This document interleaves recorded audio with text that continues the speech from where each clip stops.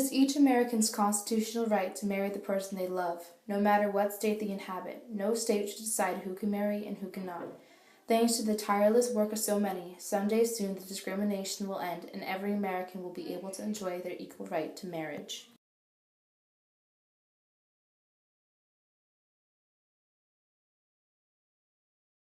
D.O.M.A stands for Defense of Marriage Act. It was a federal law that defined marriage between a man and a woman for the purpose of benefits. D.O.M.A was put in place by Bill Clinton on September 21, 1996. Immediately after it was signed, many same-sex couples were denied benefits, marriage recognition, and security. Many states prohibited same-sex marriages and have refused to recognize them from before D.O.M.A was put into effect. In 2011, more people began to realize D.O.M.A was unconstitutional.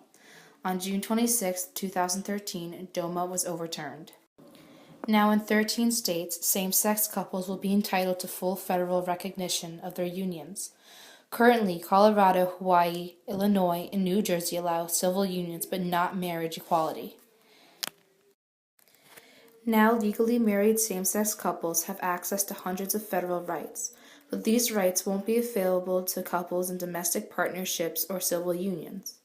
If more states allow same-sex marriage, the federal government will recognize it and support it in those states. In 1967, the federal government overturned all state bans on interracial marriage. Some states already allowed interracial marriage, but most did not. In the case of Virginia versus Loving, the federal government declared that an American citizen can have the freedom to marry. Because of this federal court decision, interracial marriages could be performed anywhere, even if the state had laws banning such marriages. The same should happen today. Many states, such as Connecticut, Massachusetts, and New York, have already allowed gay marriage. It is now time for the federal government to take over, just as they did with interracial marriage. They have already said that all Americans have the right to marry, so they must include same-sex marriage in this.